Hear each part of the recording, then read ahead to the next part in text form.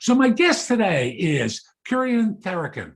He's the founder of the sales and marketing strategy firm, Strategy Peak Sales and Marketing Advisors, a 27-year veteran of the industry where he's consulted to companies in many sectors. He's also the author of the Amazon bestseller, The 7 Essential Stories Charismatic Leaders Tell, which details how anyone can move people and mountains with the power of story. Sir, how are you? Welcome. Jeff, thanks for having me on, Jeff. This is going to be a treat. I hope it's going to be a treat. After all, it may not be Halloween, but we don't want to do tricks yet, do we? No tricks yet, only treats. I feel much better now. So with that being the case, and we're talking about story and bringing this into the job search experience, and I know you got 7 stories in the book. Tell me, why is story so important? Stories are the way we humans relate to our world.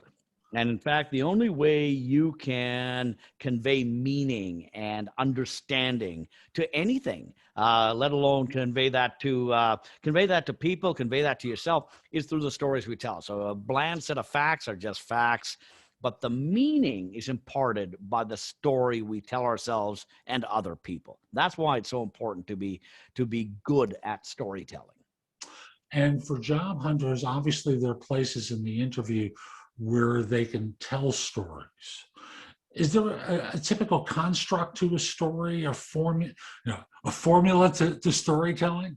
And there are several formulas to storytelling. And if you put storytelling formula into Google, you're going to come up with a bunch of them. That's probably not the most important part, though, because, the most simple thing is a beginning, middle, and end. Well, that doesn't really help you that much. Then you go to a Pixar formula, and it would be something as simple as everything was fine, then something happened. Then I was sent on a journey. A whole bunch of muddles happened, and then I found Nemo, and we all lived happily ever after. Thank goodness. We don't want anything happening to Nemo. Don't let anything happen to Nemo. And then, of course, you can go into the big, myths out of Greece and Rome and Asia, and they would all follow the storytelling process. It's called the hero's journey. And you'll see that in things like Star Wars.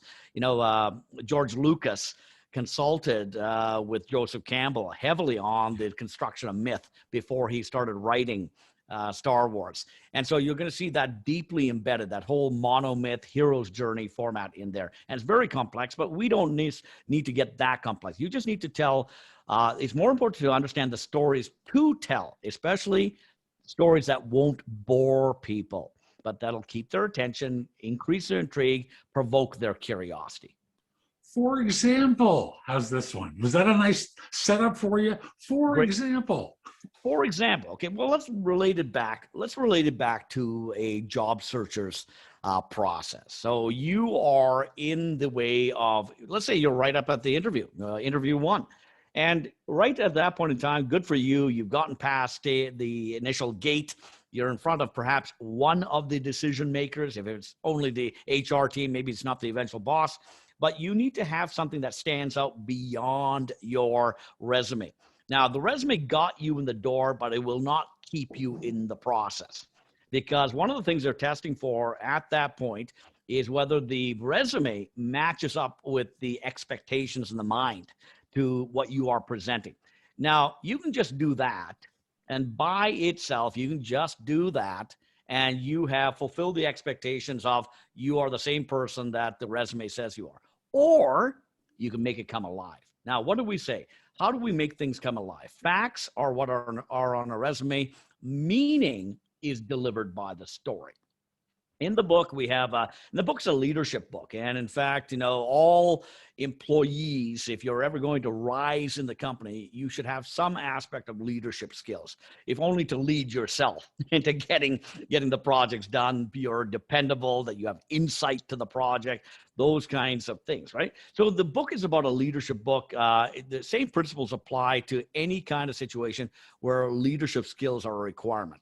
So you can use one of the clearest stories that I ask people to use is story number 5. And story 5 is all about the mighty winds. Now, what is a mighty wind? All businesses, I say, are like sailboats. They're sailboats, sail ships. And sailing has been around for millennia. And in fact, almost every culture in the world has contributed to the advance of sailing technology because it's such a vital means of transportation. It was for millennia. And so sailboats, though, require one critical thing: wind. Now, the problem is this: most companies get started without any real ascertainment as to what's the direction of the wind, the power of the wind, the availability of the wind. And the ship is built and it's trying to find the wind. Well, why don't you find the wind first and then build a sailboat to take advantage of direction, power, availability? That's the way to really do it. Now, here's how you apply that in a job searching standpoint, in that kind of viewpoint. These wins, as I talk about it, they're all about macro trends in the marketplace. And the trends, the big ones, the wins that power the sailboat's sales are things like societal wins, technological wins, economic, environmental, political, and legislative. 6 big macro wins. And those wins can either power forth the ship, not powered at all, refuse to billow those sails, or capsize the boat. So it creates tsunamis of opportunities and tidal waves of destruction in its wake. And there's a variety of different stories you can tell. For example, did you know that there's almost 4,000 car manufacturers that have existed in the United States since the 1880s, 1890s. 4,000 manufacturers of cars, which has all come together now in about 4 companies. You have Ford, you have General Motors, you have Chrysler, right? You have some of these big guys from overseas and things like that, Daimler, Benz. But all of these companies, 4,000 companies, whittled down to now these big players. Now, what's happened in the meantime, though? That process of building cars in the US and then making the cars affordable, which allowed things like urbanization to take place, which allowed things like home ownership and middle classes to arise, and make the home affordable. The whole fast food craze was started as a result of the availability of the car. No one, came up to the A&W or the McDonald's, in the horse-drawn carriage. You needed a car to do that. So what's going on is you take a look at this entire tidal wave of opportunities that have come about. And in fact, with that tidal wave of opportunity was also tsunamis of destruction. The major means of transport prior to the 1890s, 1910s was the horse, right? And with that, you have to go through all these kinds of things and take a look at what industries are being destroyed. The horse industry is not as prolific as it used to be. And the car industry is way up, and all the sub-industries around that. If you, as a job search applicant, have those deep insights as to the macro trends that are powering your industries, your markets, the competition, you completely stand out in my mind as somebody being different than any other just simple job search applicant. So when I coach people, I'm aware that there's a limited attention span that listeners have.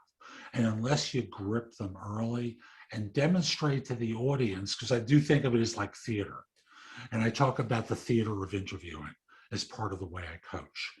So if someone is answering a question, I try to get them down to about 1:15 where they have to hit certain points and then ask for permission to go deeper with the answer, because I'm always concerned that the audience starts tuning people out. So in a typical story, like Amazon uses a STAR framework. That's what they want to hear. Other people, normally at a manager level and above, I'll suggest SOAR, which is situation, objective, action, result, with a metric being the result. And then for C-suite, it becomes PAR, problem, action, result. Now, I'll start off with people trying to hit the markers. And like the classic example of a story is I took over a project, and it was at the time I took over, my predecessor left on short notice. When I took it over, we were 3 weeks behind. It had to be done within the next 10, and it had to be done come hell or high water. So that becomes a situation they step into. And what the objective is it has to be done by hell or high water. So what I did was, and now they're riding in on the horse. Now I'm doing cowboy movies here. I'm riding in on the horse to save the day. You've got the bounce going. That's good. I like that. Absolutely. You have to be, this is theater, right? It is theater. You have to entertain. So what I did was such and such. And I met with the users, met with this person, that person, understood from my team that I was taking over what the issues were that prompted them to get late, got their buy-in and their commitment that we were going to deliver this from hell or high, and then from there, and we did. We completed 3 days early, and as happens in most stories, we lived happily ever after. Nemo, Finding Nemo. You found Nemo. Right. Now, from there, I'll say, and if you like, I can go into more detail about how we did some of these things, which sounds like a perfect segue into some of the texture that you're talking about. Right. Because the texture is really important. And I also know some people don't want to hear it. They just want fact. Yeah. And you want me to comment on the fact part? I find those are very commoditized interviews, right? Because at that point in time, you're just trying to qualify the candidate in or out. But if you really want to work for somebody and they really want to work for you, you have to get to know their worldview. You got to get to know their lens of how they see things. And the only way you're going to be able to do that is through the stories you tell each other. And thus you tap the heart. And heartfelt stories. You tap the heart, tap your soul, tap your vision when it comes to the way you see the world from a viewpoint, brain-wise, right? There's a lot of things. So in using the example of big wind, that kind of a story. So as we're now adding on to the first piece, the one that basically says, okay, you want to hear the facts? Let me tell you the facts. Right. So I did this, I did that. This is where I was when we started, blah, blah, blah, blah, blah. And we all lived happily ever after. The client was happy. They wrote letters of recommendation, got a spot bonus for it. It's wonderful. And we deliver 3 days early, help the client make X number of dollars, save Y number of dollars, whatever it is, or a certain percentage improvement. And I can go into more detail about how we did that. Sure, okay. And now we construct the follow-up story, which has more texture. And if you could offer an example of one, I know you know how to make up stuff on the spot. You're a sales and marketing guy. I'm gonna try. So so here's an example. So let's see if we can do this. I was actually in a recent situation. So I'm going to be pretending that I'm going to interview for a job as a senior manager someplace, and I'm going to diffuse I'm going to tell you a story about how I diffused the conflict between two of my employees. Okay, how does that sound, right? Okay, what I realized, Jeff, when I went into that particular situation, and although conflicts didn't happen much on my team, I think it's an inevitability that teams do have conflicts from time to time. And so I sat down both my guys. So I had Don on one side and Tom on the other. And, I asked them to tell me what was going on. But then I did something a little different. I asked Don to tell me what Tom's viewpoint was. And then I asked Tom whether he agreed with Don's assessment, whether he got that accurate. Then I reversed it. Tom, you tell me what Don is talking about. And they went back and forth like that. And when they were actually enunciating each other's viewpoints, they actually saw each other's viewpoints. And although it wasn't a perfect resolution at the end of it, what both of them realized is that the situation was based on facts, but was ultimately rooted in feelings. And those feelings, are something that you have to bring out. So before conflict can be resolved, it can't just be about facts. You have to get to the underlying context of the emotions that are driving the conflict. And that was one of the ways that I did it. So that's a great little example of using this. Tell me what the other person's viewpoint is all about. And folks, what you'll notice that he did was, number one, he was concise. So his description was not this 10-minute monologue that's going to put people to sleep, but it was textured. so you can understand what the situation was and how he approached it.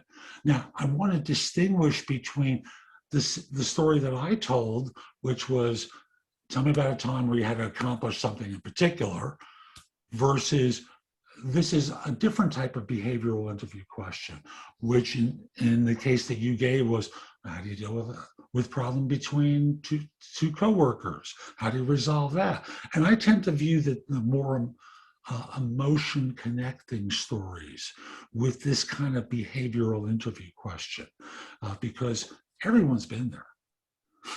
Everybody. Everyone's had to deal with conflict between subordinates. Everyone's had to deal with the problem customer. You know, I think one of the first sales training stories was about the rookie salesperson who's being sent across the street to the meanest, customer. No one's ever sold this guy. And actually they're sending him to the easy one to have him do a win. And, he's all pumped. He's got his training techniques and he's learned his thing. And he comes back with the order and the sales manager looks at it and goes, that is the mean guy. How'd you do it? Because no one's been able to do it because they're all psyched out by the guy. And you get the point. There's levels to behavioral interview stories in terms of where you can go with this stuff and where you can create that kind of connection. Now, I did the abridged version of that because, again, this is a 3-minute story. Yeah, be concise, but get the point across, right? But with enough intrigue to it that you keep people's attention. And one of the things I noticed is when you told the story, you had animation in your face. And I did the same thing on my side. So there's an energy that you communicate when you tell the stories that demonstrates pride in what you did. Yeah, absolutely. Well, people often ask me, why did I choose the word charismatic in my title? So the 7 essential stories charismatic people tell, charismatic leaders tell.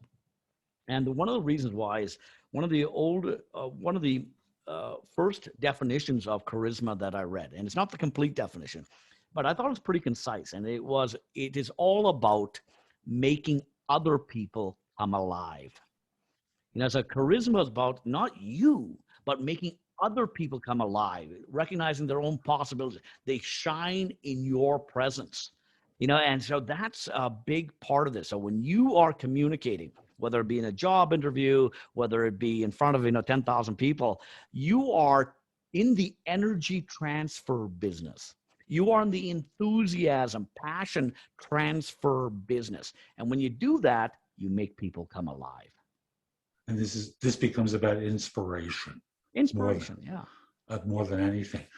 Daddy, could you tell us another story, please? Without the milk and cookies, please. We're not going to bed yet. But is there another example of a story that can get pulled into an interview scenario? Another story of an interview scenario.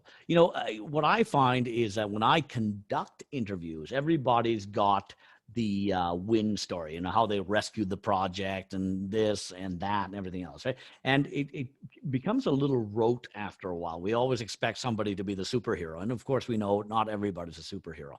Now, you got to be a little careful with this. But I would also like to hear about things that you tried, that didn't quite work out the way you wanted to, but the lesson you learned from it. What was the lesson that you learned from it? And so one of the, let me see if I can think of something from my time. If I were to go back to when I was a very young man, when it comes down to things, I was in 1920 interviewing such, I just didn't know better, right? And I had started a little company. It was my company.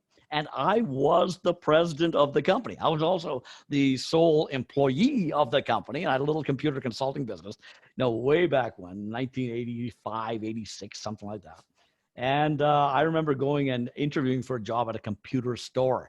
And in my resume, this is the time when you were buying $20,000 computers with 640 kilobytes. Yeah, powerful. A hard drive with 20 megabytes of storage. And you can make lots of money on those things as well. So I'm like 20, 22 years old, and I have this company. I'm the president of the company. And, legitimately, that's all true. And the interviewer that I had, this old salt sales guy, and I asked him once, Cam, how did you get into this business? He said, sold a lot of gear, Carrie, sold a lot of gear. So, so we were in the right place. I really wanted to get into this side of the business.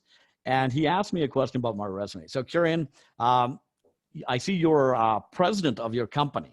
Okay, so tell me what a president does, in your business. And all I can do is because everything that I do is actually the stuff that a sole employee would do. What it should be about employing? What is it? Installing software, troubleshooting, the connections, that kind of stuff. And it was the first time I realized that, I have to be not only factually correct, but I have to be in a way, I have to be the actual insights that people want from it, in the sense of, president means something more than sole employee, right? So I can say that if I want to, but is it really true? And so that was an example of something that, I never did that again.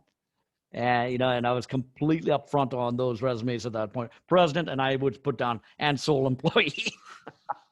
And then people praised me on my entrepreneurial skills then at that point, right? And it led the conversation in a different direction. And thus, for a job hunter, one of the things is demonstrating humility in the story. And in your case, there was a TV character way back, like way back. And his thing is, when he was confronted, he would go, hamana, hamana, hamana, hamana. Yeah, right. I remember that. Yeah. I didn't know, so I didn't want to bring up names. So you had your hamana, hamana moment. Absolutely. It caught me unaware, right? And I am glad I had that lesson. And thus, there's a way to tell that story. And I'm trying to illustrate it in my manner here. Because what I did was I slowed down. And I'm spacing my statements a little bit more, because it suggests sincerity. And again, part of the theater. We'll factually tell the same story. But the acting job that I do is designed to convey, I learned something here. And the pauses enforce the message. And I'm paying rapt attention to you just by the way you are pacing and the intonation. And just the way you even were cocking your head at that point in time, right? It implies I need to pay attention. So we're all that acting business, and I want you to be a sincere actor, an absolutely sincere actor, but use it as a tool to convey the real message that you want to put forth. What makes actors great is they convince us that they're the character. Yes.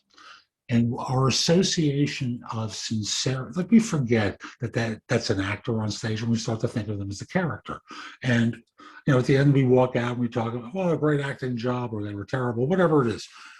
But on an interview, it's much the same thing.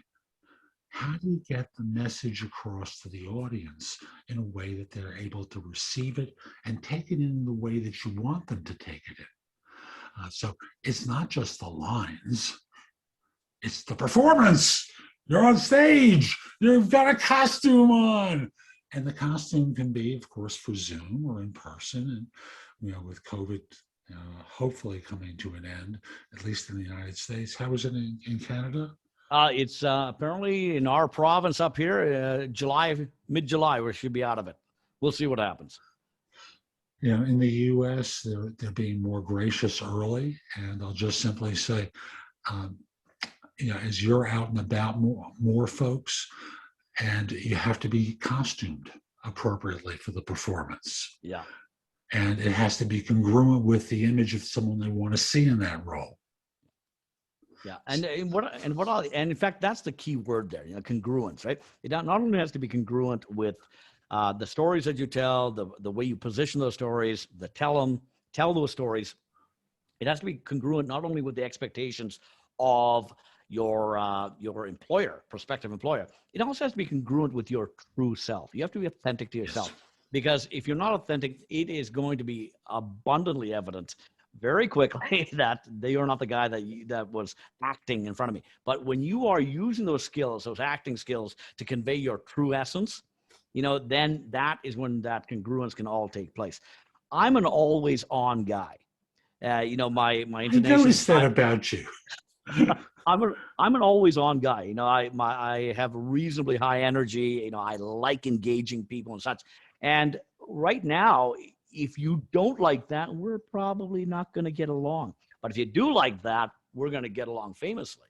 And so you have to bring this out in a way that it's like branding. Brands have to both attract and repel at the same time. Repel your worst clients, attract your best. Repel your worst employers, attract your best employers. And so this entire thing about branding, it's a personal brand that you are putting forth. Ooh, which leads us to the personal brand. Personal branding. So let's tie that in with the idea of being more than your resume. How can an individual become more than their resume?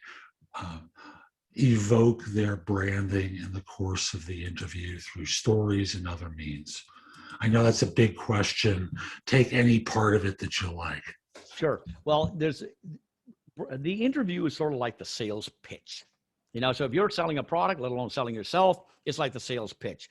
And what I say to people is that a Boeing 747, in an ideal scenario, the bigger Boeings, there's various sizes of Boeing 747s. The bigger ones need 2 miles of runway in an ideal scenario to get off the ground safely. Sometimes they can do it in a mile. What is amply self-evident is that they can't do it in 300 feet. That is very dangerous, and no one is stupid enough to try it. But salespeople try and do that every single day. They go into the pitch. Well, why would you do that in an interview? You go into the actual interview, and that's it, and it's one shot, 30 minutes for that first interview. You have so much more runway that you can build in the preamble. And it's all a technique called priming. Salespeople use it quite often. If they're smart, they will give those prospects all sorts of ways to experience the product product company and themselves before they actually get into the pitch. And that can be everything from the YouTube to the website to whatever it is. Your resume is the thinnest and most narrow example of who you really are as a person. So anything that you can do to broaden that experience of yourself prior to that interview is something that you should take yourself up on. And in the last, I've had more than one job over the last 30 years, but I've only had a couple of interviews because most people know me from my public presence, whether it be through my LinkedIn profiles, through my posts on my website, whatever have you. I'm a very active person out there. People not only know me for my expertise, they know me for my personality. And those are two different things. But when you combine those together, that's what creates someone that can lead a project, that can lead people, that can get things done. And both those things are important. Give people an opportunity to experience that well before the interview. And thus, this goes back to one of my concepts, which is the idea of being able to cut the line and get to the front, because you have mind share with people. Yes. If you're just another fish in the ocean and they're throwing in hooks and all the fish are trying to jump onto the one hook, only one fish gets onto the hook. That HR department door is a very crowded door. And it's a very crowded, long lineups there. And some of my most successful hires have come in through our side doors. When we've hired people, they've engaged with our company well before we were hiring, and they've attended our meetups and they've attended our webinars, and they are known entities in our Facebook groups and such, right? And we get an impression of them. Whether they know what they're talking about, what kind of personality they are, right? And they become a candidate of choice then. They become a candidate of choice. And so when you're looking at, Bob, you've seen, 20 times before at all these things, Nancy, who has, been an active participant in your groups and such, and you compare them with the stack of resumes that you got through Indeed or whatever have you, Monster, it's no comparison. These personalities come alive whereas everybody else is just a part of a stack of paper. Or a digital paper. Because Digital paper, yeah.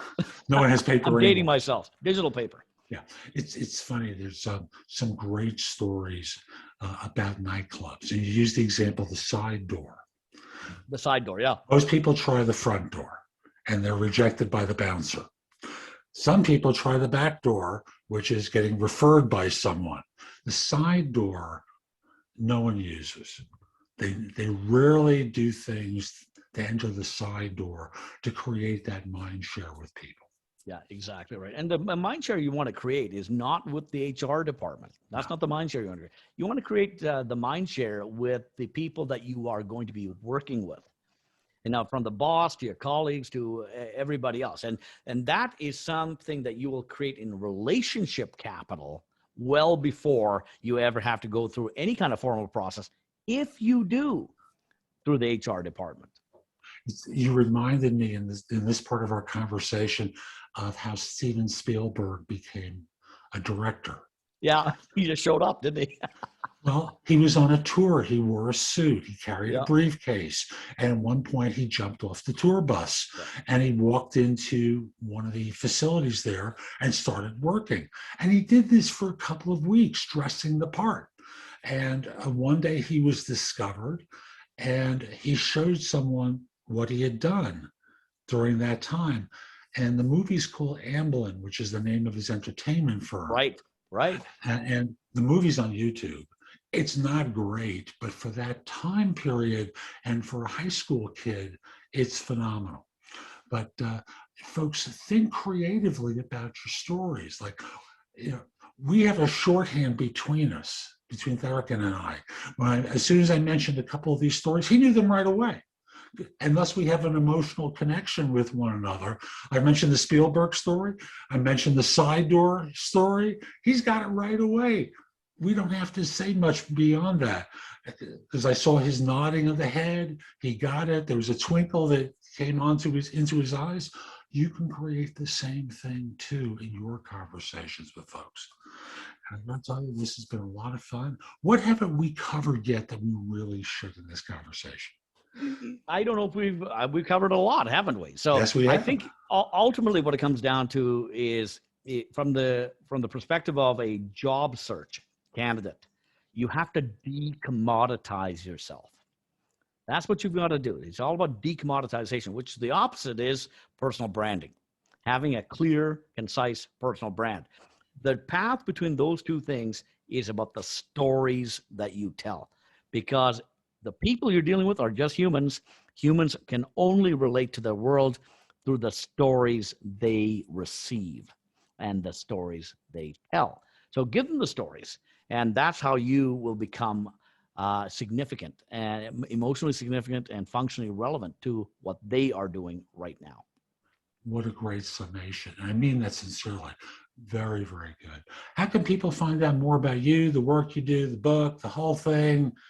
So Jeff, if you come to my website, strategypeak.com, you can download a couple of chapters of the book for free. I'm going to send you some show notes, and it'll include an infographic for your show notes and such that people can download right away.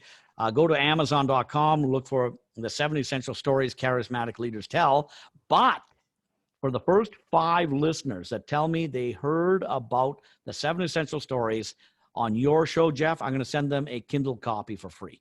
All they have to do is email me at my email address. Fabulous. And I'll have that and I'll include it in the notes as well. But I won't put it in a way that's easy for the spammers. That's good. I appreciate that.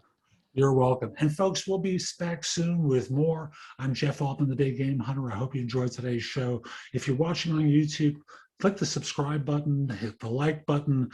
Do something that lets people know it was worthwhile. Connect with me on LinkedIn, by the way, at linkedin.com/IN/the Big Game Hunter. And I've got a ton more at my website.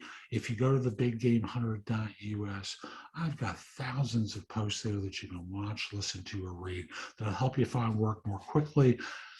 But they're not customized for you, which is really what I try to do in my coaching with people.